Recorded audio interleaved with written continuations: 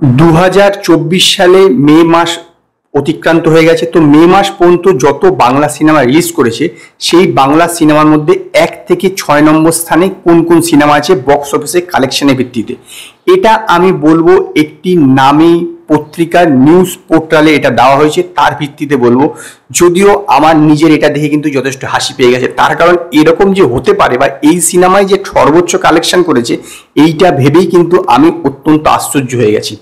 প্রথমে যে সিনেমাটা আছে সেটা হচ্ছে এটা আমাদের গল্প। এই সিনেমাটাই হচ্ছে বাংলা 2024 সালে সবচেয়ে বেশি আয় করা সিনেমা।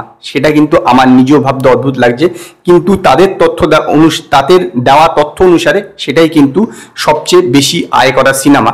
তো প্রথমে হচ্ছে এটা আমাদের গল্প, সেটা কালেকশন করেছে হচ্ছে 1,73,00,000 টাকা। ইয়েস, 1,73,00,000 টাকা এটা আমাদের গল্প কালেকশন করেছে এবং 1 নম্বরে আছে। দ্বিতীয় নম্বরে আছে সৃজিত মুখার্জি পরিচালিত অতি উত্তম সিনেমাটি। অতি উত্তম সিনেমা কালেকশন করেছে 1,28,00,000 টাকা, এটা আমি ওয়ার্ল্ড ওয়াইড গ্রস বলছি। তৃতীয় নম্বরে আছে নয়ন রহস্য। ভেবে দেখুন ফেলুদার এই সিনেমাটা কিরকম হয়েছে সেটা তো আপনারা নিশ্চিত জানেন, আমিও রিভিউ করেছিলাম। তো এই সিনেমাটা কালেকশন হচ্ছে 1,03,00,000 টাকা। চতুর্থ স্থানে হচ্ছে মিমি চক্রবর্তী এবং আবির চ্যাটার্জির অভিনীত সিনেমা আলাপের কালেকশন হচ্ছে আপনার 80,00,000 টাকা। তারপরে হচ্ছে জয়া হেসানের অভিনীত সিনেমা ভূতপুরি, সেটা হচ্ছে 68,00,000 টাকা। এরপর 6 নম্বরে থাকছে মির্জা, সেটা নাকি কালেকশন করে 57,00,000 টাকা। যেখানে মির্জার প্রডিউসার মানে অঙ্কুশ নিজে জানিয়ে দিয়েছে যে 1,42,00,000 টাকা কালেকশন করেছিল 2 সপ্তাহের শেষে, সেখানে এরা বলছে 57,00,000 টাকা। আমার কিন্তু পুরো বিষয়টাই সেরকম বিশ্বাসযোগ্য বলে মনে হচ্ছে না।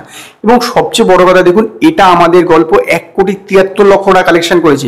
এটা কিন্তু মানে আমার কাছে কিন্তু মানে এটা অদ্ভুত লাগছে। হ্যাঁ, মানছি যে মাল্টিপ্লেক্সে ভালো কালেকশন করেছে হয়তো, কিন্তু তা বলে এত টাকা কালেকশন করেছে আর মির্জা এত কম 57,00,000 টাকা গ্রস কালেকশন।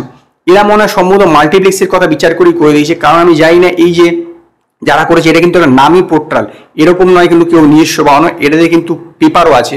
তো তারা এত বড় একটা বড় সংস্থা যেটা স্বাধীনতার আগের থেকে কাজ করছে, তারা এইরকম একটা তথ্য দিয়ে দিল বাংলা সিনেমা সম্পর্কে, আমার তো এটাই ভেবে অদ্ভুত লাগছে। কিন্তু তাদের দেওয়া তথ্য অনুসারে এটা আমাদের গল্প 1,73,00,000 টাকা কালেকশন করেছে। সবচেয়ে বড় কথা হচ্ছে নয়ন রহস্য 1,03,00,000 টাকা কালেকশন করেছে। এটা আমি ভেবেই পাচ্ছি না যে 3,00,000 টাকা কালেকশন হলো সিনেমা নয়, কি করে যে তারা এইরকম করলো বা এইরকম যে একটা মানে তথ্য তুলে ধরলো সেটা আমি জানি না। কিন্তু তাদের হিসাব অনুসারে নয়ন রহস্য 1,03,00,000 টাকা, মানে আপনার 3 নম্বর পজিশন আছে। তারপরে আছে আলাপ 80,00,000 টাকা। তো আমার তো মানে এই যে তথ্যটা দিয়ে সেরকম নয়, যদিও এই বছর সেরকম আমার মনে হয় না কেউ কিছু করেছে। তবে আমারকে যদি কেউ জিজ্ঞেস করে পার্সোনালি, আমি বলবো মির্জাই কিন্তু 1 নম্বরে থাকবে, মানে কালেকশন দিক থেকে যদি দেখা হয়। কারণ সিঙ্গেল স্ক্রিনে কালেকশনটা ঠিকঠাকভাবে ধরেনি, নাহলে মির্জাই 1 নম্বর থাকার কথা। তো আপনাদের এই ব্যাপারে কি মতামত আপনারা আমায় জানান। যদি আপনাদের ভিডিওটি পছন্দ হয় ভিডিওটিকে লাইক করুন, কমেন্ট করুন, শেয়ার করুন, আর নতুন আপডেটের জন্য আমার চ্যানেলকে সাবস্ক্রাইব করুন।